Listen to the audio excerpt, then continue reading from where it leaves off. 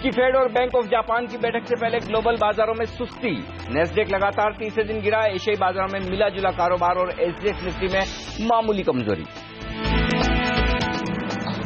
Saudi अरब खत्म करेगा कच्चे तेल पर निर्भरता। इकोनॉमी में बदलाव के लिए 15 वर्षीय योजना की पेश। डिजिटल इंफ्रास्ट्रक्चर, शिक्षा और सेना पर होगा फोकस। निफ्टी की 3 बड़ी कंपनियों मारुति, एक्सिस बैंक, भारतीय इंफ्राटेल के नतीजे आज। मिड कैप्स में बायोकॉन, सिंजिन, आईडीएफसी बैंक और जीएनएफसी रेमंड्स के नतीजों पर रहेगी नजर। तंबाकू सेक्टर में एफडीआई पर पूरी तरह से लग सकती है रोक।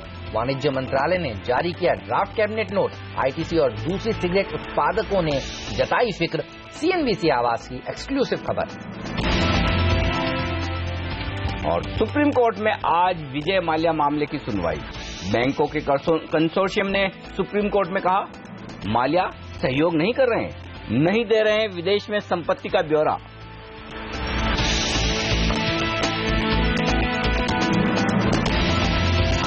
भारतीय बाजारों ने हफ्ते की कमजोर और सुस्ती के साथ शुरुआत की है कल, लेकिन आज भी संकेत दुनिया भर के बाजारों में काफी मिले जुले हैं। लेकिन नतीजों के लिए आज से बेहद अहम दिन। बड़ा सवाल है कि 7,800 टूटेगा या 7,900 के पार निकलेंगे। और निफ्टी जब टाइट ट्रेडिंग रेंज में तो कैसे ट्रेड करें आप, इस पर हमारा खास फोकस। नमस्कार, मार्केट काउंटडाउन में आप सबका स्वागत है। मैं हूं अनिल सिंह। नमस्कार, और मैं हूं हेमंत खई। और हमारे साथ जुड़ेंगे हमारे खास मेहमान powermywealth.com के फाउंडर संदीप वागले और सेठी विनिंग आर्ट के एमडी विकास सेठी। इनसे जानेंगे कि कौन से सेक्टर स्टॉक्स हैं जो उनको आज पसंद है।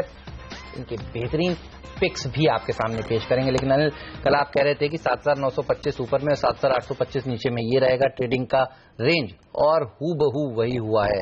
ये बताइए आज के लिए क्या लग रहा है? आज ट्रेडिंग रेंज ज्यादा बदलाव नहीं है, हाँ, लेकिन 7,800 7,900 ऐसा लग रहा है। ये 100 पॉइंट की रेंज आज भी ट्रेडिंग रेंज का काम करेगी।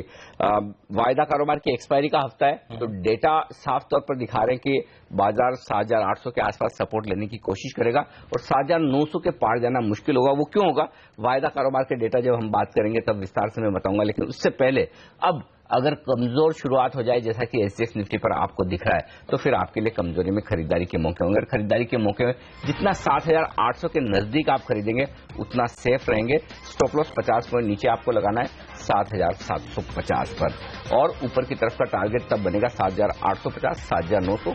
वहां पर प्रॉफिट बुकिंग कर लीजिए। अगर मजबूत शुरुआत हो जाए, एशियाई बाजार हमारे खुलने तक रिकवर हो जाए, थोड़ा ऊपर हो जाए, बहुत सारे फैक्टर्स है ग्लोबल मार्केट्स में भी हेमंत, तो ऐसे में 7,950 का स्टॉप लॉस लगाकर आप शॉर्ट करें। जितना 7,900 के नजदीक बेचेंगे उतना बेहतर है। लेकिन नीचे की तरफ जो लेवल में दे रहा हूं वो 7,800 7,825 तक के ही है। इससे ज्यादा नीचे का इंतजार न करें, वहीं पर आप अपनी शॉर्ट पोजीशन काट लें। बैंक निफ्टी कंपैरेटिवली ज्यादा मजबूत नजर आ रहा है, इसमें कोई डाउट नहीं। कल के सेशन में भी आप देखिए बैंक निफ्टी ने हायर हाई हायर लो बनाया है शुक्रवार के मुकाबले में, तो बैंक निफ्टी में अभी कमजोरी के संकेत आए नहीं है। लेकिन फिर भी थोड़ा डर है, क्योंकि एक्सिस बैंक के नतीजे हैं और कुछ एक दिग्गज बैंक थोड़ा से ऊपर के स्तरों पर दबाव दिखा रहे हैं। तो बैंक निफ्टी 16,550 16,750 ये रेंज है। इस रेंज में नो ट्रेडिंग जोन है। इस रेंज के जिस तरफ बैंक निफ्टी बाहर निकले एक डायरेक्शनल कॉल ले। और आज भी फिर से यही कहूंगा कि बैंक निफ्टी पर नजर ज्यादा रखिए। अगर कमजोरी बढ़नी है और निफ्टी को 7,800 तोड़ना है तो उसके लिए पहले बैंक निफ्टी को 16,500 तोड़ना जरूरी होगा, तो ही निफ्टी उसके नीचे जाएगा। तो बैंक निफ्टी ज्यादा आपको सही दिशा दिखाएगा बाजार की। सिगरेट कंपनियों पर, जैसा कि हमने हेडलाइन में भी कहा, दबाव रहेगा। ऑटो मेटल, ये दो और सेक्टर है जो थोड़े नेगेटिव दिख रहे हैं। जी हाँ, तो सिगरेट कंपनियों पर नजर रखिए, आईटीसी पर नजर रखिए। ऑटो मेटल कंपनियों के लिए आज का दिन कमजोरी भरा रह सकता है। विस्तार से बताएंगे क्या क्या और खबरें हैं इन पूरे सेक्टर्स के लिए आज के दिन। लेकिन कल हमने देखा सेकंड हाफ में बाजार में बुल्स ने थोड़ी सी देखिए हिम्मत जुटाई और नीचे से रिकवरी देखने को मिली। और बुल्स ऐसा नहीं है कि सिर्फ भारत में हिम्मत जुटा रहे हैं। आप देखिए डाउ करीब 100 अंक नीचे था एक समय में और उसने भी अच्छी रिकवरी दिखाने की कोशिश करी है। इस समय एशियाई बाजार भी जुटे हुए हैं, तो दुनिया भर के बुल्स मिल के इस समय कोशिश कर रहे हैं। ऐसे में पूछते हैं संदीप की क्या राय है। संदीप, हाय, गुड मॉर्निंग। बताइए, तेजी करना चाहेंगे? तेजी वाला जो स्टांस आपका पिछले कुछ दिनों से है वो बरकरार है या फिर कल की गिरावट के बाद थोड़ा बदला है stance? Good morning Hemant, good morning Anil ji. नहीं, कल के गिरावट के बाद मेरा व्यू हल्के से मंदी का है निफ्टी में, लेकिन बैंक निफ्टी में मैं तेजी करना चाहूंगा। मतलब कॉन्फ्लिक्टिंग व्यू है। निफ्टी में थोड़ा सा करेक्टिव मूव दिखता है, 7750 टेस्ट है होते हुए दिखता है, ऑन द अप साइड ऊपर के लेवल पे 7900 टूटते हुए नहीं दिखता है, तो ये दायरा रहेगा। बैंक निफ्टी में 16,600 से 17,000 और मुझे बैंक निफ्टी में स्ट्रेंथ लग रही है, तो कहीं ना कहीं ये कंफ्यूजिंग सिग्नल्स है और एक्सपायरी पे है, तो मैं समझता हूं कि साइडवेज मूव होगा विद अ माइल्डली नेगेटिव बायस, ये मेरा व्यू होगा। एक्चुअली हेमंत जो संदीप कह रहे हैं उसको एक और तरीके से जो मेरा और उनका व्यू है वो कहा यह जा सकता है कि bank Nifty buy on dips है और निफ्टी सेल ऑन राइज है, यानी निफ्टी में उछाल में बिकवाली करें और बैंक निफ्टी में गिरावट में खरीदारी करें। संदीप से ये समझना ठीक होगा? अनिल जी बिल्कुल यही सही होगा। तो कहीं ना कहीं one side will go wrong, ऐसा मैं समझता हूं। तो वो क्लैरिटी अभी भी मार्केट में नहीं है, तो हम उसमें रीड करना शायद गलत होगा। बैंक निफ्टी में मुझे जरा भी वीकनेस नहीं दिखाई दे रही है, निफ्टी में मुझे स्ट्रेंथ नहीं दिखाई दे रही है। कल के ब्रेकडाउन के बाद ऊपर में सेलिंग आ रहा है निफ्टी में, ये तो क्लियर है। और मेरा जो 8,000 का व्यू था, 8,000 का व्यू था, वो शायद 7,700 पहले आएगा और फिर 8,000 आएगा। दरअसल ग्लोबल मार्केट्स ने देखिए कल साथ छोड़ दिया, तो इस तरह की दबाव देखने को मिला। ग्लोबल मार्केट्स अगर रिकवर हो जाए तो शायद भारतीय बाजार में वापस से जान छूट जाए। बिल्कुल, और कई बार हम जब निफ्टी के दोनों व्यू देते हैं और इस तरह की ट्रेडिंग रेंज बताते हैं तो उसका रीजन यही कि डेटा वही बता रहे हैं और बाजार का मूड वही बता रहा है, इसलिए आपको दोनों तरफ ट्रेडिंग के मौके देने होते हैं। इस वक्त माहौल वैसा ही है, लेकिन विकास से भी एक राय ले लेते हैं। विकास, क्या लगता है आपको, बाजार एक्सपायरी के पहले 7,800 7,750 का लेवल होल्ड करेगा या उसके नीचे जाने की आशंका है? नहीं, बिल्कुल अनिल जी, मेरी राय में जो हम 2 दिन से करेक्शन देख रहे हैं वो थोड़ा बहुत करेक्शन आज भी शुरुआती सत्र में होना चाहिए, बट ओवरऑल मैं बाजार पे पॉजिटिव हूं। 2-3 जो अहम इवेंट है, कल एक फेड की मीटिंग का आउटकम आना है, परसों बैंक ऑफ जापान से भी उम्मीदें हैं, तो इन सबको देखते हुए फिर जो हमारे खुद के इकोनॉमिक इंडिकेटर्स है, जैसे अच्छे मानसून की एक्सपेक्टेशंस है, तो इन सबको देखते हुए ओवरऑल मैं बाजार पे बुलिश हूं। तो मेरी राय में जो भी गिरावट आती है वो एक खरीदारी करने का मौका रहेगा और एक्सपायरी मुझे थोड़े इन लेवल से थोड़े ऊपर लेवल करीबन 7,900 के आसपास नजर आते हैं। ओके, चलिए, तो बुलिश हैं विकास। बाय ऑन डिप्स का मार्केट उनको इस समय लग रहा है और एक्सपायरी के चलते जरूर थोड़ा प्रेशर देखने को मिल रहा है। वैसे हमने देखा है बैंक ऑफ जापान की बैठक से ज्यादा इंपॉर्टेंस सब लोग देंगे यूएस एफओएमसी की बैठक को, और वो निराश जलसर करती नहीं है बाजार को जेनेट येलेन। देखना होगा उस वो आउटकम क्या निकल कर आता है। बृहस्पतिवार को सुबह सुबह उस आउटकम के ऊपर भारतीय बाजार रिएक्ट करते हुए दिखेंगे। लेकिन एफआईआई की बात करते हैं और यहां से संकेत खरीदारी के ही है और थोड़ा सा सरप्राइजिंग है। कल लोग कह रहे थे कि शायद एफआईआई की तरफ से बिकवाली का नंबर देखने को मिले, लेकिन छोटा नंबर बाय का खरीदारी की तरफ पेश हुआ है। ये एक अच्छा है, 222 करोड़ रुपए का नंबर। कैश मार्केट में कहीं कोई बदलाव नहीं, उनका रुझान एकदम साफ है खरीदारी करने का। लेकिन अगर डेटा अगर कहीं खराब है तो वो जो लोग उम्मीद ये कर रहे थे कि एफआईआई बेचेंगी, उसके बजाय डोमेस्टिक फंड ने ज्यादा बेचा। घरेलू फंड का 600 करोड़ के बिकवाली का आंकड़ा है। तो कैश मार्केट में थोड़ा सा जो प्रेशर दिखा है, खासतौर से सेकंड हाफ में आपने मिड कैप स्मॉल कैप शेयरों को फिसलते हुए देखा, उसके पीछे कारण यह है कि घरेलू फंड की तरफ से बिकवाली हुई है। हाँ, वायदा कारोबार में आंकड़े ज्यादा इंटरेस्टिंग है एफआईआई के। खरीदारी के आंकड़े 13 करोड़ के इंडेक्स फ्यूचर्स में और 43 करोड़ के स्टॉक फ्यूचर्स में, ये आंकड़े बेहद छोटे हैं। लेकिन इन आंकड़ों से एक संकेत जो आपको पढ़ना चाहिए, जो दिख रहा है बेहद साफ है, वो ये है कि एफआईआई ने वायदा कारोबार में अपनी खरीदारी से हाथ खींचा है, खरीदारी धीमी की है। तो ये ट्रेडर्स के लिए थोड़ा सा सावधान रहने की जरूरत है। पहले क्या हो रहा था, कल से पहले तक 7,900 के जैसे नीचे बाजार आता था, 7,875 7,900 की रेंज में एफआईआई अपनी शॉर्ट कवर करते थे, फ्रेश पोजीशन तेजी की बनाते थे। अब क्या हो रहा है, अब ये हो रहा है कि जैसे बाजार थोड़ा सा ऊपर आ रहा है वो हल्के होते हुए दिख रहे हैं। तो 7,900 के आसपास अब उनकी खरीदारी नहीं है कल के सेशन में, ये अहम आंकड़ा है। लेकिन सबसे अहमियत वाला आंकड़ा जो वायदा कारोबार के ट्रेडर्स को आज देखना चाहिए वो है ऑप्शंस का। 760 करोड़ की ऑप्शंस की खरीदारी आई है एफआईआई ने और उस वजह से आपको डेटा बहुत पॉजिटिव दिख रहे हैं। लेकिन इस डेटा को अंदर में जाके देखिए, निफ्टी में पुट खरीदे गए हैं एफआईआई की तरफ से, यानी कि उन्होंने हेजिंग करने के लिए आज से पुट खरीदना शुरू किया और दमदार पुट खरीदे हैं। 7,700 पर खरीदे हैं, 7,750 पर, जो मैं डेटा में आगे बताऊंगा। लेकिन ओवरऑल अगर आज बाजार का मूड थोड़ा सा ढीला रहना है तो इसके पीछे ग्लोबल मार्केट से भी ज्यादा कारण ये कि हाथ थोड़े से एफआईआई ने खरीदारी की ओर खींचे और वो पोजीशन अपनी हेज कर रहे हैं वायदा कारोबार में। ओके, चलिए, तो कल्प्रिट जो है बाजार को गिराने के वो दिया है ऐसे 748 करोड़ रुपए की जो उन्होंने कैश मार्केट में कल बिकवाली करी है। लेकिन कौन से वो स्टॉक्स हैं जहां पर आज आप ट्रेड करके मुनाफा कमा सकते हैं, आइए जानते हैं। संदीप, आपका टॉप पिक क्या होगा आज के लिए? हेमंत, मैं आईआरबी में सेल रिकमेंड करूंगा। IRB infra, stop loss of 216, target of 204। Okay Vikas, अगर आप भी कोई स्टॉक आज ट्रेड करने के लिए आज से नजर बनाए हुए हैं, बताएं उसके बारे में। देखिए अनिल जी, मेरी राय में खरीदारी की सलाह रहेगी ग्लेनमार्क फार्मा में। इस स्टॉक में कल हमने खराब बाजार के बावजूद एक अच्छी स्ट्रेंथ देखी है और आज मुझे ऐसे आप ही के चैनल पे फ्लैश होता दिखाई दे रहा है कि कोई एक पॉजिटिव न्यूज भी है, यूएस एफडीए से अप्रूवल भी मिला है। तो आई थिंक ये स्टॉक में एक तेजी का एक रुझान रहना चाहिए। तो I would recommend a buy on Glenmark Pharma. और संदीप की लिस्ट में भी देख रहा हूं मैं ग्लेनमार्क फार्मा है, तो दोनों एक्सपर्ट्स की राय है आज फिर से इस शेयर पर कॉमन। संदीप बताइए कौन से टारगेट्स हैं जिस पर आपकी नजर होगी आज?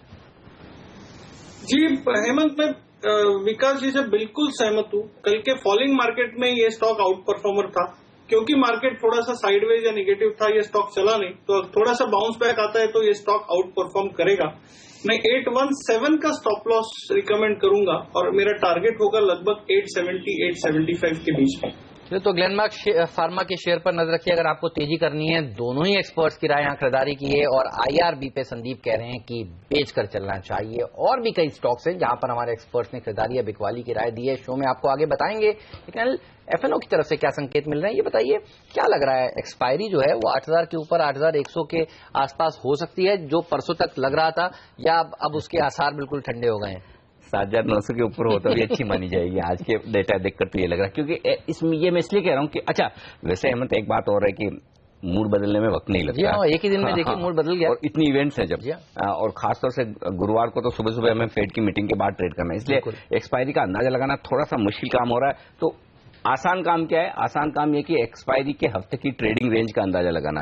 तो 7750 7800 नीचे स्ट्रॉन्ग सपोर्ट है, 8000 8100 की रेंज में स्ट्रॉन्ग रेजिस्टेंस है। इसके बीच में कहीं एक्सपायरी होनी है तो डे टू डे बेसिस पर आपको ट्रेड करना होगा, बजाय अब से लेकर एक्सपायरी के एक पॉइंट पर व्यू लें। दूसरी बात, और एक्चुअली हमारा जो पोल करवाया हमने एक्सपायरी का, वो भी हम जब दिखाएंगे तो पता चलेगा किस तरह से राय बटी हुई है लोगों की। अब दूसरी बात जो मैं बताना चाहता हूं, 7900 का लेवल बड़ी अहमियत रख रहा है बाजार के लिए। कैसे?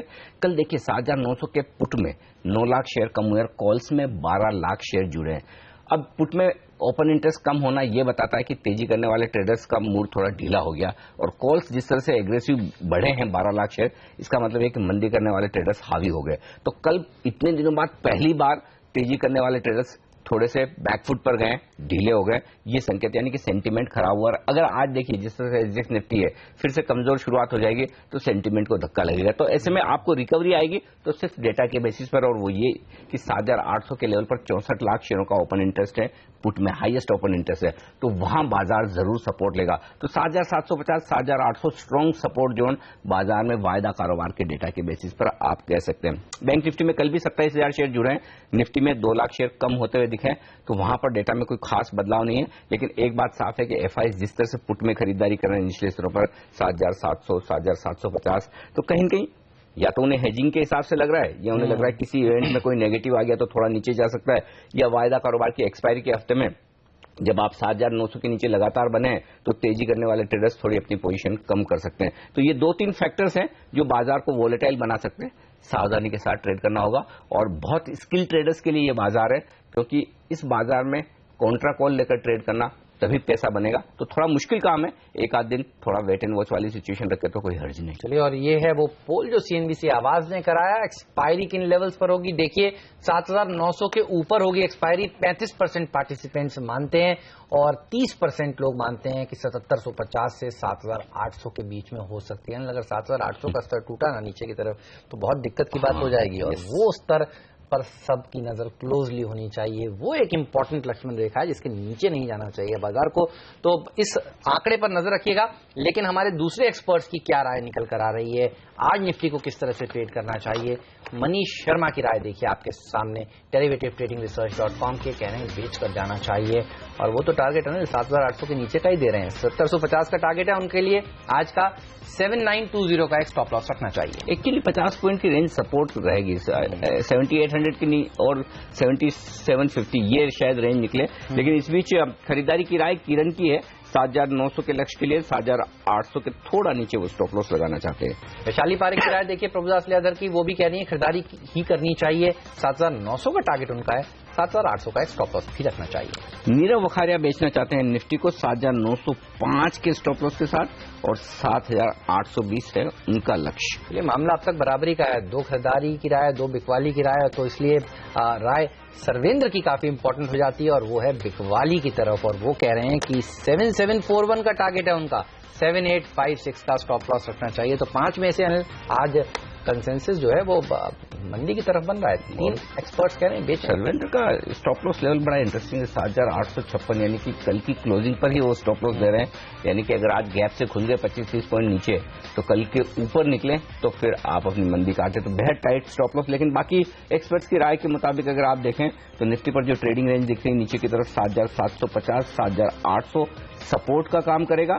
ऊपरी तरफ 7,900 के ऊपर के लेवल नजर नहीं आ रहे हैं, ज्यादा से ज्यादा 7,900, 7,925 ये दिख सकता है निफ्टी पर।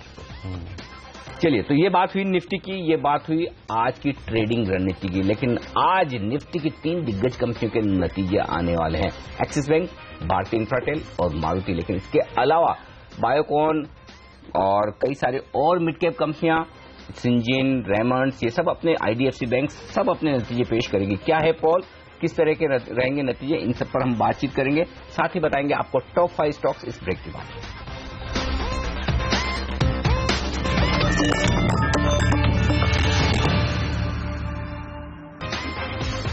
स्वागत है आप सभी का सीएनबीसी आवाज पर। आप देख रहे हैं मार्केट काउंटडाउन। वक्त हो गया अब ये जानने का कि आज के टॉप 5 स्टॉक्स कौन से हैं जहां पर आपकी नजर आज जरूर होनी चाहिए, क्योंकि वो खबरों में, सुर्खियों में।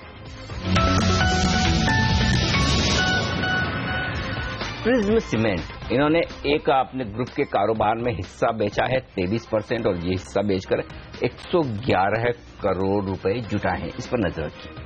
और नजर रखिए आज सिगरेट कंपनियों के ऊपर, और एक और खराब खबर इन कंपनियों के लिए आती हुई तो ITC, Godfrey Phillips, Golden Tobacco, VST Industries, ये तमाम शेयर आपके रडार पर होने चाहिए। दरअसल सरकार एफडीआई रोकने की बात कर रही है सिगरेट कंपनियों के अंदर जो सेगमेंट्स हैं उसमें जो एफडीआई आता है। जी हाँ, फ्रेंचाइजी के लिए आता है, ट्रेडमार्क्स के लिए आता है, ब्रांडिंग के लिए आता है, और सरकार को ये डर है कि ये कंपनियां मंगाती तो ये एफडीआई इस नाम पर है लेकिन मैन्युफैक्चरिंग में शायद यूज करती हों, और इसीलिए सरकार अब ये मन बना रही है।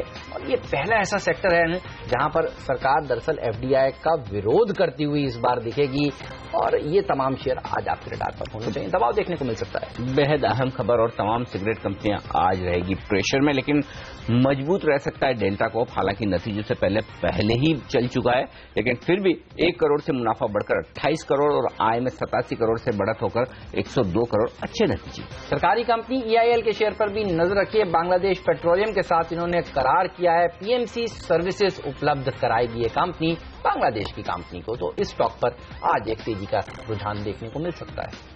कई सारा एक्शन रहेगा सुप्रीम कोर्ट में, जिसमें खास तौर से टेलीकॉम सेक्टर पर नजर रखिए। कॉल ड्रॉप मामले में आज सुनवाई है और उम्मीद ये की जा रही है कि इतने दिनों की सुनवाई के बाद शायद आज इस पर फाइनल फैसला सुप्रीम कोर्ट की तरफ से आ जाए। जैसा भी होगा, पॉजिटिव या नेगेटिव, तो स्टॉक्स रहेंगे पक्के तौर पर एक्शन में।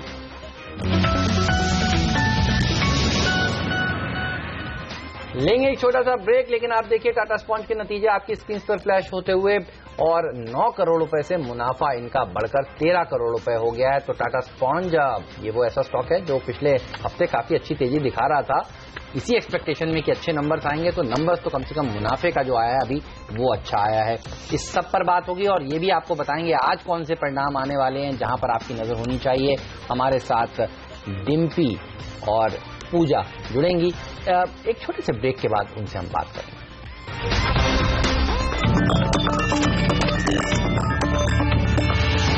आज निफ्टी की 3 दिग्गज कंपनियां अपने नतीजे पेश करेगी। इनमें है एक्सिस बैंक, भारतीय इंफ्राटेल और मारुति। इसके अलावा बायोकॉन के भी नतीजे आज आने वाले हैं।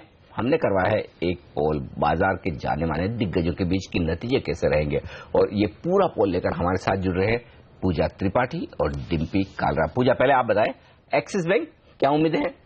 एक्सिस बैंक के एसेट क्वालिटी में थोड़ा प्रेशर देखने की उम्मीद है। जो ग्रॉस एनपीए और नेट एनपीए के आंकड़े हैं उसमें थोड़ी बढ़ोतरी देखने को मिल सकती है, क्योंकि कंपनी के कुछ अकाउंट्स अभी भी रीस्ट्रक्चरिंग और 525 स्कीम में है, तो वहां से थोड़ा बहुत प्रेशर देखने को मिल सकता है। बैंक अपनी प्रोविजनिंग बढ़ा सकती है और जिसका कि असर इस बार मुनाफे पर भी देखने को मिलेगा। मुनाफे में हमारा अनुमान है कि सिर्फ 11% की बढ़त देखने की उम्मीद की जा रही है। मार्जिन 3.7% के सामने इस बार 3.6% के आसपास की रेंज देखने को मिल सकती है, तो यहाँ पर भी दबाव देखने की उम्मीद है। लेकिन लोन ग्रोथ में अच्छी बढ़त देखने की उम्मीद है, क्योंकि रिटेल से काफी अच्छा सपोर्ट देखने को मिल सकता है इस क्वार्टर। तो अगर एक्सिस बैंक से की बात करें तो कुल मिलाकर मिक्स्ड सेट ऑफ नंबर्स देखने को मिल सकते हैं। मिक्स सेट ऑफ नंबर्स देखने को मिल सकते हैं। ध्यान रखिए, कल यहाँ पर डिलीवरी बेस्ड सेलिंग देखने को मिली थी, तो इस शेयर पर नजर होगी। एक्सपर्ट से पूछेंगे कि नतीजे से पहले आज आप इसे किस तरह से ट्रेड करें। लेकिन भारतीय इंफ्राटेल पर भी नजर होगी, क्योंकि ये हाल ही का एंट्रेंट है निफ्टी का और आज इसके नतीजे आने वाले हैं। बायबैक और डिविडेंड पर भी बोर्ड विचार करने वाला है। डिम्पी, क्या अनुमान है? बिल्कुल, इसके रिजल्ट थोड़े आज ठीक रह सकते हैं। प्रॉफिटेबिलिटी करीब 4.5% बढ़कर आ सकती है। साथ ही अगर आप इसके रेवेन्यू ग्रोथ देखें, वहां पर भी अच्छी ग्रोथ इस बार आती हुई दिखेगी। हाँ, अबीटा मार्जिन्स और अबीटा पे फ्रंट पे भी ये कंपनी ठीक ठाक इस बार आंकड़े दिखा सकती है। असल में 2-3 बड़ी इंपॉर्टेंट चीज है। पहले तो वीडियोकॉन की जो डील इस बार कैंसिल हुई इनके साथ, वो इसके इस कैप में तो टावर बिजनेस की टेनेंसी को थोड़ा सा नुकसान पहुंचाएगी, लेकिन टेलीकॉम कंपनी की फ्यूचर गाइडेंस को लेकर, जिसमें कॉल ड्रॉप और नेटवर्किंग को सुधारने को लेकर है, वो इस कंपनी के लिए बड़ी बेनिफिशियरी हो सकती है। इस पर आपको जरूर ध्यान रखना है। रही बात इसकी टेनेंसी ओवरऑल बिजनेस की, जो अगर आप साल दर साल टेनेंसी देखेंगे करीब 7% है और क्वार्टर ऑन क्वार्टर करीब 6% के आसपास है। तो कुल मिलाकर रिजल्ट्स के आंकड़े जो हैं वो ठीक रहने वाले हैं। फ्यूचर गाइडेंस को लेकर इसकी अपनी कम और टेलीकॉम कंपनीज के ऊपर ज्यादा निर्भरता अब बनती हुई दिखेगी। बिल्कुल, तो ये है राय भारतीय इंफ्राटेल के नतीजों की उम्मीद पर। लेकिन मारुति, सबसे अहमियत रखने वाले यही नतीजे आज बाजार के डायरेक्शन के लिहाज से। बताएं पूजा, क्या होगा मारुति के नतीजे में आज? जी, मारुति से कमजोर नतीजे की उम्मीद कर रहे हैं। मार्जिन पर काफी बड़ा हिट देखने को मिल सकता है। 15.9% के सामने हमारा अनुमान है कि 15% के आसपास ये मार्जिन रहेगा, क्योंकि कंपनी ने डिस्काउंट्स काफी ज्यादा दिए हैं। इसके अलावा येन डेप्रिसिएशन और नए लॉन्चेस में जो भी एक्सपेंसेस हुए थे उसकी वजह से एक बड़ा हिट देखने को मिल सकता है मार्जिन पर। इसके अलावा हरियाणा में जो भी दिक्कतें चल रही थी उसकी वजह से कंपनी को फरवरी में करीब 10,000 यूनिट का प्रोडक्शन लॉस हुआ था, तो उसका भी एक असर इन नतीजों पर देखने को मिलेगा। मुनाफे में हमारा अनुमान है कि 8% की गिरावट देखने को मिल सकती है, तो कमजोर क्वार्टर होगा ये मारुति के लिए। कमजोर क्वार्टर होगा मारुति के लिए, और देखना होगा पूरे साल के लिए गाइडेंस क्या कंपनी देती है। और कल से विकास माहौल ऐसा बन रहा है कि शायद गाइडेंस नीचे की तरफ कहीं रिवाइज ना कर दे मारुति। ये बताइए आप कैसे अप्रोच करेंगे? कल भी हमने देखा था दिन भर शेयर प्रेशर में था, दिन के निचले स्तर पर जाकर समाप्ति हुई थी। 80-90 रुपए तो कल ही गिर गया था। आज कैसे अप्रोच करेंगे इसे नतीजों से पहले आप? अब बिल्कुल हेमंत, मारुति से जो नतीजे की उम्मीद है बिल्कुल वीक परफॉर्मेंस की उम्मीद है। जिस तरह से इनके प्राइसिंग पे प्रेशर रहेगा, वॉल्यूम्स पे जरूर बहुत एक अच्छी बढ़त देखने को मिली है। क्वार्टर मंथ ऑन मंथ इनके जो आंकड़े आए थे वो पॉजिटिव थे, बट जो इन्होंने जो प्राइसेस कम किए हैं, फिर जो येन की डिप्रिसिएशन का भी जो नेगेटिव इम्पैक्ट है वो सब देखने को मिलेगा। तो मार्जिन पे जरूर दबाव रह सकता है, और वही बाजार ने एक्चुअली उम्मीद भी लगाई हुई है। तो उस लिहाज से मुझे लगता है नतीजे खराब रह सकते हैं और मारुति में थोड़ा और दबाव देखने को मिल सकता है। बट लॉन्ग टर्म का किसी का अगर नजरिया है तो इस दबाव में इस स्टॉक में खरीदारी करने के मौके ढूंढने चाहिए। ओके, लॉन्ग टर्म में खरीदारी करें, लेकिन क्या फिर वो खरीदारी के मौके संदीप 3500, 3525, 50 की रेंज में वहां होंगे? क्या लंबे चार्ट थोड़े और कमजोरी के संकेत दे रहे हैं? अनिल जी, एक्चुअली परसों मारुति ने ब्रेकआउट दिया था जो कल फेल हो गया। मेरा परसों व्यू था 3900, 3920 के आसपास जाने का व्यू था, जो हुआ नहीं। लेकिन अभी इतना वीक भी मुझे नहीं लगता है। 3650 ये लेवल में क्लोजली मॉनिटर करूंगा। अगर वो ब्रेक हो जाता है फिर ये शायद 3500 के नीचे भी जा सकता है, तो मेरा व्यू बेरिश होगा। लॉन्ग टर्म का व्यू मेरा इतना बुलिश नहीं है। 4000, 4100 में काफी स्ट्रांग रेजिस्टेंस है, जो मुझे अगले 3 या 6 महीने में मारुति ब्रेक करते हुए नहीं दिख रहा है। तो on the down side 3500, on the up side 4000 ये मैं रेंज मान के चलूंगा। मारुति के शेयर पर आज नजर रखिएगा और देखना होगा मैनेजमेंट की कमेंट्री और खास तौर पर आउटलुक पूरे फाइनेंशियल ईयर के लिए क्या निकल कर आता है। तो 1:30 बजे के आसपास इसके नंबर्स आएंगे, इंपॉर्टेंट नंबर्स होंगे आज के दिन। लेकिन बायोकॉन सिंजिन के नंबर्स भी आने वाले हैं। डिम्पी हमारे साथ बने हुए हैं, उनसे जानेंगे कि बायोकॉन से क्या एक्सपेक्टेशंस हैं खास तौर पर। ये सब ब्रेक के बाद।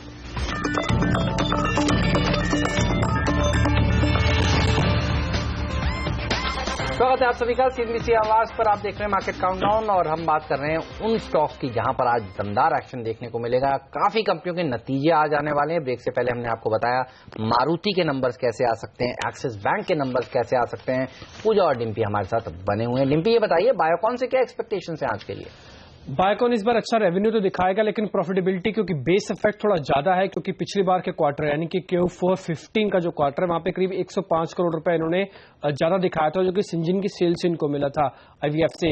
अब इस बार का क्वार्टर बेस इफेक्ट ज्यादा होने की वजह से थोड़ा सा आपको कम होता दिखेगा और इस बार की प्रॉफिटेबिलिटी करीब 108 करोड़ आती है। अगर पिछली बार के प्रॉफिट को हटा दिया जाए तो कम से कम इस बार फ्लैटिश ही रिजल्ट्स आने की उम्मीद है, कम से कम प्रॉफिट टर्म्स में। हाँ, रेवेन्यू टर्म्स से करीब आपको 5% ही बढ़कर आएगा और 830 से सीधा 872 हो जाएगा। अबीटा मार्जिन सुधरेगा करीब 7% के आसपास। ऑपरेटिंग मार्जिन भी सुधर जाएंगे, हालांकि उसमें बहुत ज्यादा चेंज तो नहीं आएगा, लेकिन फिर भी आधे % का चेंज आएगा। 2-3 इंपॉर्टेंट कंसर्न है, वो है बायोफार्मा इसका डिवीजन, जहां पे परफॉर्मेंस ठीक नहीं है। पिछले क्वार्टर में जहां पे 3 से 4% का सर्ज आया था, इस बार ये थोड़ा सा डाउन करेगा रिजल्ट्स को 3 से 4% ही। इसके अलावा मिडिल ईस्ट में इनका जो कारोबार है वहां पे क्योंकि एनवायरमेंट और पॉलिटिकल इंस्टेबिलिटी होने के कारण थोड़ा बहुत प्रेशर वहां से भी आएगा इनको, और साथ ही क्योंकि बेस इफेक्ट जैसे हमने कहा कि प्रॉफिटेबिलिटी का ज्यादा था पिछली बार, इस बार प्रॉफिट को कंपेयर करना उतना ठीक नहीं होगा। रेवेन्यू और अबीटा मार्जिन और ऑपरेटिंग मार्जिन देखें तो आपको ज्यादा क्लियर पिक्चर दिखाएंगे। ओके, तो सिर्फ मुनाफे के आंकड़े पर नजर न रखें, विस्तार से देखें नतीजों को और उसके बाद बायोकॉन के लिए मूड बनाएं, तेजी करनी है या मंदी। लेकिन चार्ट्स पर पहले ही संकेत आ जाते हैं और वो लेते हैं हमारे एक्सपर्ट संदीप वागले से। संदीप, बताएं नतीजों के पहले अगर एक ट्रेड लेना हो बायोकॉन पर तो क्या होगा, तेजी का या मंदी का?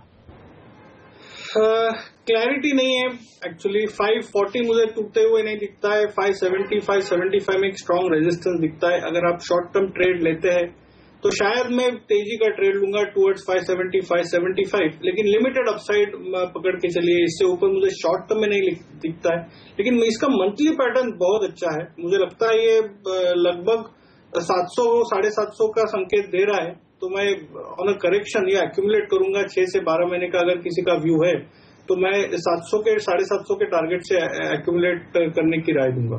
लॉन्ग टर्म के लिए बेहतरीन स्टॉक लगता है। लंबी अवधि में बायोकॉन अच्छा आपको रिटर्न दे सकता है।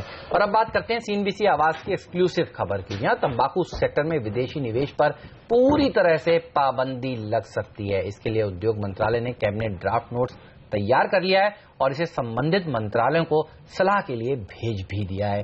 संभावना जताई जा रही है कि इस प्रस्ताव को अगले 1 महीने में हरी झंडी मिल सकती है। हमारे ब्यूरो चीफ लक्ष्मण रॉय हमारे साथ जुड़ चुके हैं, जो एक्सक्लूसिव खबर लेकर आए हैं। लक्ष्मण, बताइए क्या प्रस्ताव है? दरअसल जो प्रस्ताव तैयार किया गया है उसके मुताबिक टोबैको सेक्टर में पूरी तरह से विदेशी निवेश यानी एफडीआई पर पाबंदी लग जाएगी। अभी क्या होता है, सिगरेट या सिगार बनाने वाली कंपनी मैन्युफैक्चरिंग में तो विदेशी निवेश नहीं ला सकती है, लेकिन उसकी ब्रांडिंग का मामला आएगा, उसकी फ्रेंचाइजी का मामला आएगा या फिर उसके दूसरे ब्रांड जैसे दूसरे मामले आएंगे, वहां पे विदेशी निवेश की छूट रहती है। लेकिन अब सरकार ने यह तय किया है कि मैन्युफैक्चरिंग के साथ साथ ब्रांडिंग का मामला हो या फिर फ्रेंचाइजी का मामला हो, उसमें भी विदेशी निवेश की छूट अब नहीं दी जाएगी। इस बारे में कैबिनेट ड्राफ्ट नोट डीआईपीपी ने तैयार कर लिया है और संबंधित मंत्रालयों के पास सलाह मशवरा के लिए भेजा है और माना जा रहा है कि अगले 2 से 3 हफ्ते में इस पर अंतिम फैसला ले लिया जाएगा। लेकिन लक्ष्मण, ये बताइए इस ड्राफ्ट नोट के बनाने के बाद इस प्रस्ताव के पारित होने की संभावनाएं कितनी है और सरकार का इसके पीछे मकसद क्या है? इसके मंजूरी मिलने की पूरी संभावना है, क्योंकि अंतर्राष्ट्रीय एक समझौता किया भारत ने जिसके तहत ऐसा करना जरूरी किया गया है और साथ ही साथ इससे तंबाकू के सेवन को हतोत्साहित किया जा सकेगा, सिगरेट, सिगार या बीड़ी जैसे उद्योगों को हतोत्साहित किया जाएगा। ये इसका मकसद है और ये कह सकते हैं कि घरेलू सिगरेट बनाने वाली कंपनियों के लिए एक दोहरा झटका है। पहले हमने 85% तक पिक्टोरियल वार्निंग की शर्त रखी, अब विदेशी निवेश पर पूरी तरह से पाबंदी लगाई जा रही है और सरकार को यह भी शक था कि ब्रांडिंग के नाम पर, विज्ञापन के नाम पर, फ्रेंचाइजी के नाम पर विदेशी निवेश ला करके कंपनियां के मैन्युफैक्चरिंग में इसका इस्तेमाल करने लग गई तो ये काफी मुश्किल पैदा हो जाएगी। ये भी इस प्रस्ताव का एक मकसद है। शुक्रिया लक्ष्मण, ये पूरी जानकारी देने के लिए। तो आज सिगरेट स्टॉक्स पर रहेगा जबरदस्त दबाव। अब क्या करना चाहिए आपको इन तमाम शेयरों पर, इन पर राय देने के लिए संदीप वागले साहब और विकास सेठी जी तो हमारे साथ हैं, लेकिन 2 और एक्सपर्ट्स हमारे साथ जुड़ रहे हैं। बाजार के जाने माने एक्सपर्ट अमरीश बलिगा जी हमारे साथ स्टूडियो में इस वक्त, और वायदा कारोबार की रणनीति देने के लिए चॉइस ब्रोकिंग के एसोसिएट डायरेक्टर सुमित बगड़िया भी कार्यक्रम में शामिल हो चुके हैं। आप दोनों का भी स्वागत है। पहले तो राय आपसे ली जाए, विकास क्या कहेंगे? जिन किसी के पास में शेयर है आईटीसी, गॉडफ्रे, वीएसटी, इस तरह के शेयरों में क्या अब बने रहने में समझदारी है या निकल जाए? नहीं अनिल जी, बिल्कुल ये सेक्टर को अवॉइड करना चाहिए। आज ये गैप डाउन खुलेंगे, बट फिर भी मेरी राय में जिन्होंने लिए हुए हैं उनको अपना लॉस बुक करना चाहिए, बिकॉज बाजार में ऑल्टरनेटिव्स या विकल्प बहुत ज्यादा है। तो इस तरह के सेक्टर जहां पे लगातार बुरी खबरें आती रहती है, हाल ही में पिक्टोरियल वार्निंग, उसके बाद जो प्रोडक्शन बंद रहा इन सिगरेट कंपनीज का, उसके बाद अभी जो ये नया एफडीआई की भी आ गई है, तो ये सब नेगेटिव न्यूज के चलते पूरा सेक्टर ही दबाव में रहना है। तो अगर बाजार चलता भी है तो आप आउट परफॉर्म करोगे, तो अंडर परफॉर्म करोगे। तो इस लिहाज से मेरी राय में बिल्कुल बेच के किसी दूसरे सेक्टर में शिफ्ट करना चाहिए, निकल जाना चाहिए। अनिल, सरकार जो है देखिए लगी हुई है, बस जो पहले शराब कंपनियों को बैन करने में कई राज्यों ने देखिए अपने कदम उठाए हैं, और अब तंबाकू का सेवन खत्म करने के लिए पहले तो 85% पिक्टोरियल वार्निंग की बात उन्होंने करी थी, उसके चलते कई दिनों तक प्रोडक्शन बंद था, और अब सरकार सोच रही है कि एफडीआई रोक दिया जाए। एफडीआई के वैसे पक्ष में होती है सरकार, लेकिन ये पहला सेक्टर मुझे दिख रहा है जहां पर एफडीआई पूरी तरह से रोकने की बात सरकार कर रही है। तो ये सेक्टर पर नजर होनी चाहिए। ये बताइए संदीप, चार्ट्स पर आईटीसी आपको कैसा लगता है? क्योंकि बाकी सारे स्टॉक्स तो कैश के हैं, यही स्टॉक है जो एफएनओ में अवेलेबल है। क्या बेचेंगे आप आईटीसी को आज के दिन? जी बिल्कुल, ऊपर में काफी बिकवाली हो रही है। पिछले ऑलमोस्ट 1-1.5 महीने से 335, 340 ये लेवल है जो क्लियर नहीं कर पा रहा है, और करंटली 320, 321 है। मुझे नहीं लगता ये ऊपर में 330 भी क्रॉस कर पाएगा, और जैसे 315 ब्रेक करता है, टेक्निकली ये स्ट्रॉन्ग सपोर्ट है, वो जो मुझे ब्रेक होते हुए नजर आता है, तो ये स्टॉक 300 के नीचे जा सकता है। तो मैं बिकवाली करूंगा, शायद आज नहीं करूंगा, बाउंस बैक के लिए वेट करूंगा, और ऊपर में बिकवाली की सलाह दूंगा। ओके, और वायदा कारोबार में भी मुझे लगता है हेमंत यही कि पोजीशंस इसी तरह की मंदी की बनती हुई दिखी है, तो लोग एफआईज खासतौर से इस स्टॉक पर बहुत ज्यादा पॉजिटिव रहे नहीं है। सुमित से राय ली जाए। सुमित, वायदा कारोबार के ट्रेडर्स के लिए क्या एक मंदी की पोजीशन बनाने का मौका है आईटीसी में? जी बिल्कुल अनिल जी, आईटीसी के अंदर एक दबाव तो ऊपरी लेवल्स पे जरूर देखने को मिल रहा है। 335, 340 लेवल्स के आसपास एक दबाव देखने को मिल रहा है, और वैसे भी अगर स्टॉक ओवरऑल देखेंगे तो ये एक रेंज में घूम रहा है। नीचे में ये स्टॉक 300, 310 के आसपास सपोर्ट लेता है, और ऊपर में 330, 340 के आसपास रेजिस्टेंस लेता है। आई थिंक बिल्कुल एक बार लॉन्ग करने से एक बार अवॉइड करना चाहिए। मुझे ऐसा लगता है कि अगर इसने 318 का लेवल तोड़ दिया तो इस बार ये 300 का लेवल भी तोड़ सकता है। It's better to avoid long position at present levels, और अगर किसी को सेल क्रिएट करना हो तो 318 के नीचे सेल क्रिएट कर सकते हैं 310, 300 के टारगेट के लिए। 318 के नीचे नई शॉर्ट पोजीशंस भी आप बना सकते हैं। लगता है ये आज गैप डाउन खुलेगा और यहां पर दबाव देखने को मिल सकता है। तो सिगरेट कंपनियों पर आपकी नजर आज जरूर होनी चाहिए। अमरीश से पूछते हैं कि बाजार पर ओवरऑल उनका व्यू क्या बन रहा है कल की खासतौर पर गिरावट के बाद, और क्या लग रहा है अमरीश, कहां होगी expiry? Good morning sir. Good morning. Overall view तो सेम है जो मैंने लास्ट वीक भी कहा था कि शायद 7,750 और 8,850 के बीच में शायद कंसोलिडेशन होगा। We could see some correction about 100-150 points, उसमें से थोड़ा बहुत कल देखा है, थोड़ा बहुत आज देखेंगे।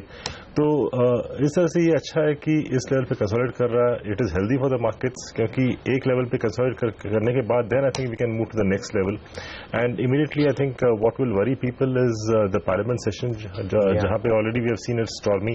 So I think for the next couple of days or maybe next 1 or 2 weeks, शायद इस लेवल पे हम लोग कंसोलिडेट करें. I don't think the markets will actually break that 7,750 mark, तो शायद उस लेवल के आसपास लेना चाहिए.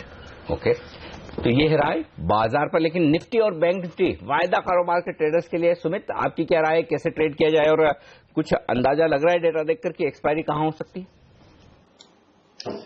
देखिए अनिल जी, मार्केट ने कल एक ऊपरी लेवल से दबाव जरूर दिखाया है, बट मुझे अभी तक देखते हुए पूरा डेटास को भी देखते हुए पूरा एक जो मूव देखने को मिला है 7980 से 7850 तक का, उस पूरे मूव में इतना कोई भारी दबाव नहीं दिख रहा है जिसके अंदर की कोई बड़ी मंदी की संकेत ऐसे समझ में आ रहे हो. आई थिंक एक बार बाइंग वापस करनी चाहिए. 7800, 7780 पे निफ्टी एक बार सपोर्ट होल्ड करना चाहिए. हो सकता है इंट्राडे में 7830 के लेवल्स या 20 के शायद देखने को मिले, बट आई थिंक एक बार वापस ही एक्सपायरी के लिए ऊपर खींचेगा निफ्टी को, और 7920, 980 के स्तर हमको वापस देखने को मिल सकते सकते हैं। ओवरऑल मुझे ये लेवल्स देख के ये समझ में आ रहे हैं कि 7,900 के आसपास कहीं हमको एक्सपायरी मिलने की उम्मीद होनी चाहिए थर्सडे तक। और ओवरऑल मुझे ऐसा लगता है कि जब तक एक बार 7,800 के नीचे क्लोजिंग नहीं मिलती तब तक एक बार बाय में रहना चाहिए। भले ही क्वांटिटी कम कर दे बट एक बार बाय में रहेंगे तो मुझे ऐसा लगता है मुनाफा अच्छा बन सकता है। ओके, चलिए तो खरीदारी करने की राय यहाँ पर निकल कर आ रही है। लेंगे एक छोटा सा ब्रेक विकास से, लेकिन वक्त हो गया है विदा लेने का। विकास को दोबारा दोपहर में जोड़ेंगे और उनसे जानेंगे कि उस समय उनका क्या व्यू बन रहा होगा। विकास, शुक्रिया आपका आज समय निकालने के लिए। इस समय संदीप, अमरीश, सुमित बगड़िया, हमारे तीनों ही एक्सपर्ट हमारे साथ बने हुए हैं और काफी सारे शेयर अभी बाकी हैं जहां पर आज एक्सपर्ट्स की राय लेना है। ये सब लेकर आएंगे फिर से ब्रेक के बाद।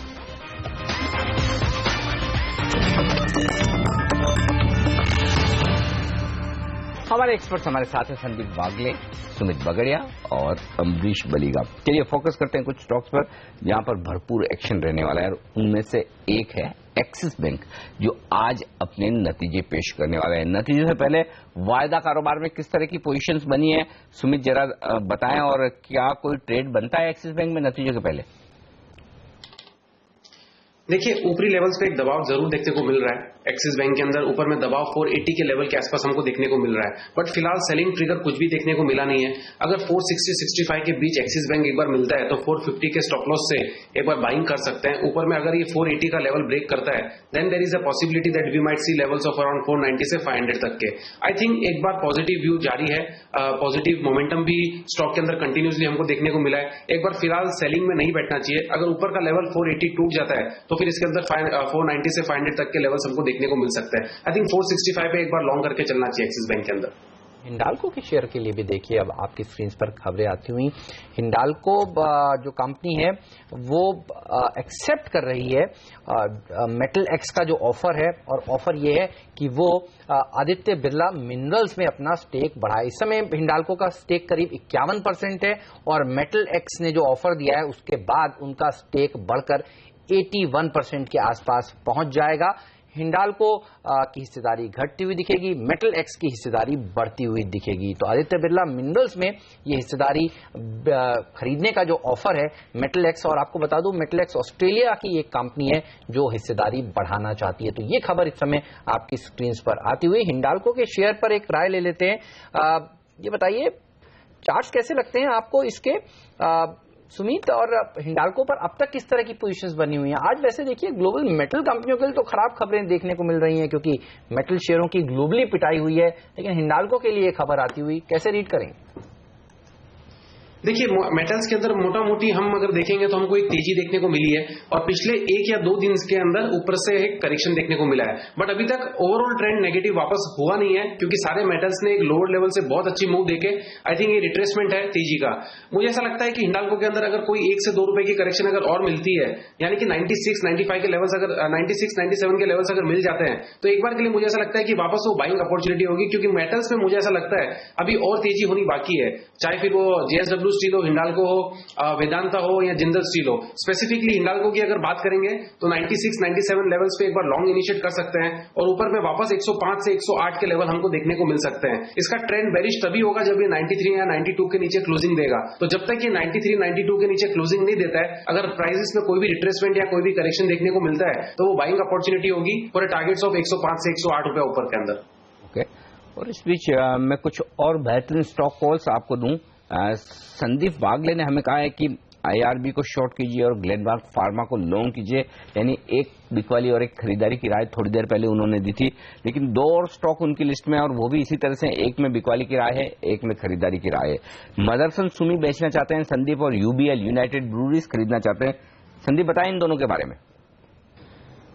अनिल जी, ये स्टॉक स्पेसिफिक मार्केट है। जैसे हम कह रहे हैं कि निफ्टी थोड़ा सा हल्का सा करेक्टिव मोड में है लेकिन वन वे क्रैक तो नहीं दिख रहा है, तो ऐसे टाइम पे हमको स्टॉक स्पेसिफिक व्यू लेना पड़ेगा। मदरसन सुमी में करेक्शन और एक्सटेंड होते हुए दिख रहा है, नेगेटिव न्यूज आ रही है, तो मुझे लगता है 252 का टारगेट के लिए मैं प्ले करूंगा और स्टॉप लॉस मेरा रहेगा 267।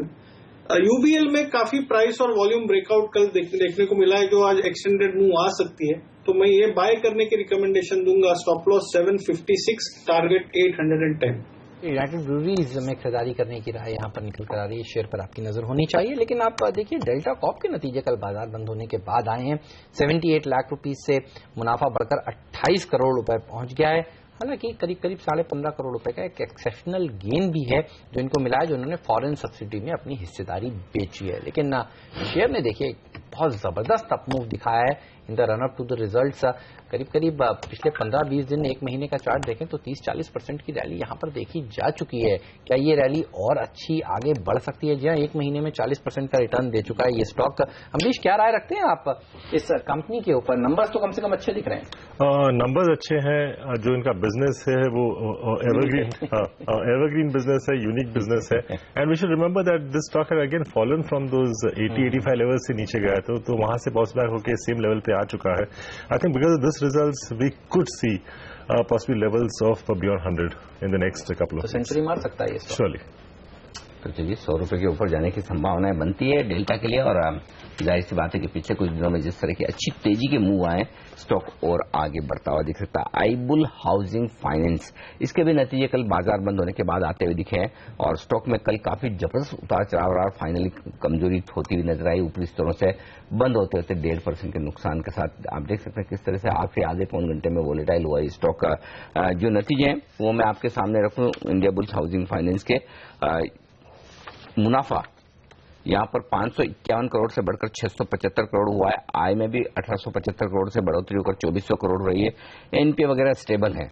वायदा कारोबार के ट्रेडर्स के लिए कहीं कोई मौका है सुमित खरीदारी करने का आईबुल हाउसिंग फाइनेंस में? अनिल जी, कल स्टॉक ने बहुत ज्यादा वॉलेटिलिटी दिखाई है।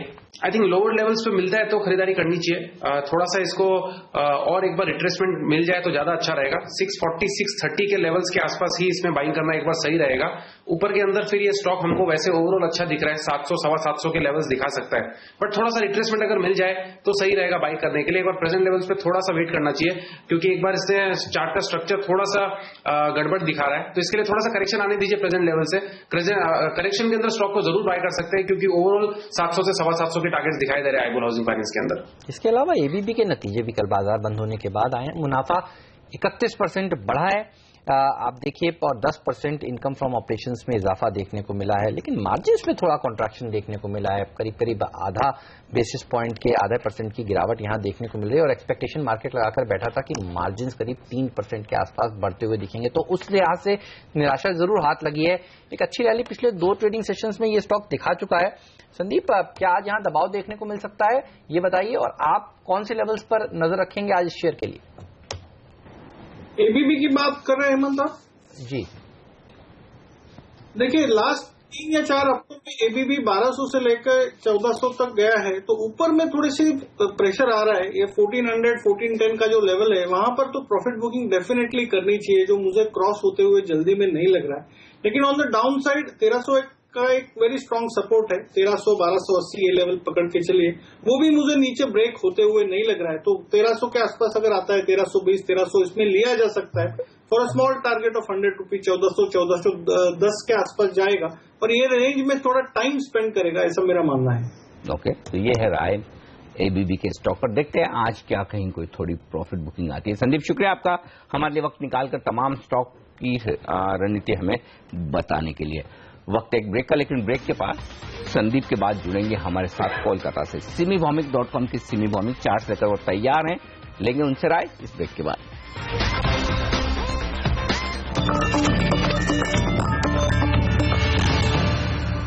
हमारे एक्सपर्ट्स हमारे साथ है, अमरीश बलिगा, सुमित बगड़िया, और अब तकनीकी राय देने के लिए हमारे साथ कार्यक्रम में शामिल हो चुकी है simivomix.com की सिमी वॉमिक भी। सिमी, सबसे पहले तो एक राय निफ्टी पर दीजिए, क्या ट्रेड लेंगे आप? या गुड मॉर्निंग अनिल जी। निफ्टी में मैं सिर्फ ये कहूंगी, मैं एक रणनीति देना चाहूंगी, क्योंकि मुझे लगता है कि निफ्टी एक क्रिटिकल जगह पे आके बैठ गया है। 7900 का रेंज को निफ्टी तोड़ के नीचे आके बैठ गया है। अभी निफ्टी का क्रिटिकल रेंज आज के लिए 7890 से 7910 के बीच में होगा। निफ्टी में अगर ओपनिंग फ्लैटिश होता है या थोड़ा बहुत अच्छा संकेतों के साथ निफ्टी अगर ओपन होता है, तो भी मुझे लगता है कि निफ्टी जब तक 7910 क्रॉस नहीं करेगा तब तक हम लोगों को मतलब सेल करके ही खेलना पड़ेगा। नीचे टारगेट 7850 से 7825 के बीच में मिलेगा। और निफ्टी अगर थोड़ा बहुत वीकनेस के साथ खुलता है तो मैं नीचे खरीदारी करने का सलाह दूंगी। अगर निफ्टी 7800 का लेवल को रिफ्यूज करता है तोड़ने के लिए, 7800 में अगर सपोर्ट मिलता है तो निफ्टी में मैं लॉन्ग जाने का सलाह दूंगी। नीचे स्टॉप लॉस 10 पॉइंट का लगा के, मुझे लगता है कि अगर 7800 का लेवल नहीं टूटेगा तो वापस एक तेज रिकवरी देखने को मिल सकता है।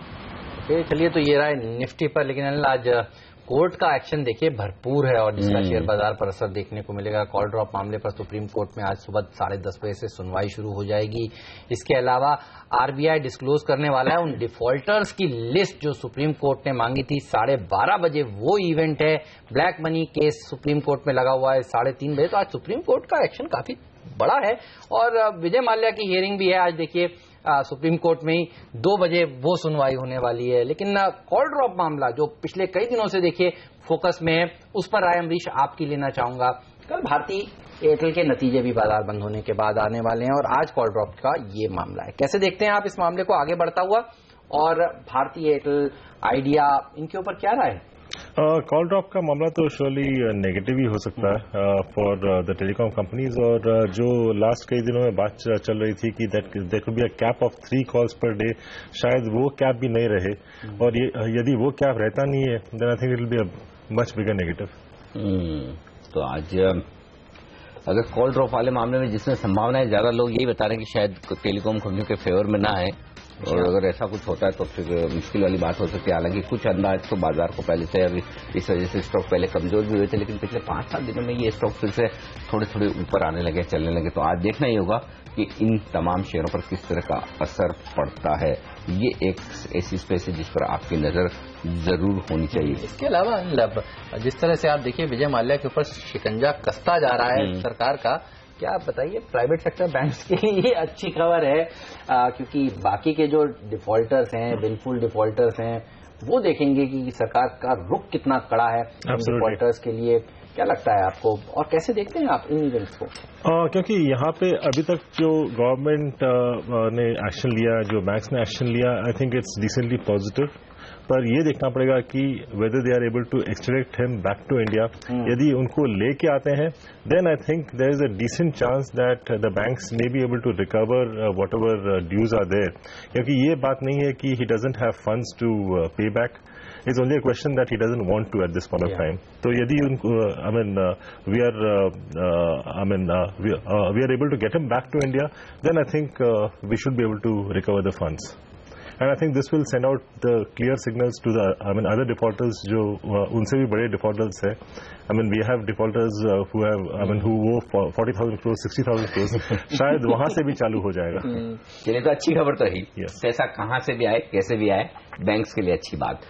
लेंगे एक छोटा सा ब्रेक, लेकिन ब्रेक में जाने से पहले बता दें आपको एशियाई बाजारों का मिला जुला कारोबार इनफैक्ट थोड़ी सी कमजोरी बढ़ी है, खासतौर से हांगकांग जैसे बाजारों में। अगर आप देखें निक्के जैसे बाजारों में एसजीएक्स निफ्टी 35 अंक नीचे 0.5% के नुकसान के साथ शुरुआत करता हुआ कल के लो लेवल के आसपास लौटेंगे। ब्रेक के बाद लेकर आएंगे आपके लिए एफआईज की रिपोर्ट और साथ ही रुपए का एक्शन, स्टॉक 2020 के मैच का रिकेप, सब कुछ एक्शन पहला सौदा में एक छोटे से ब्रेक के बाद।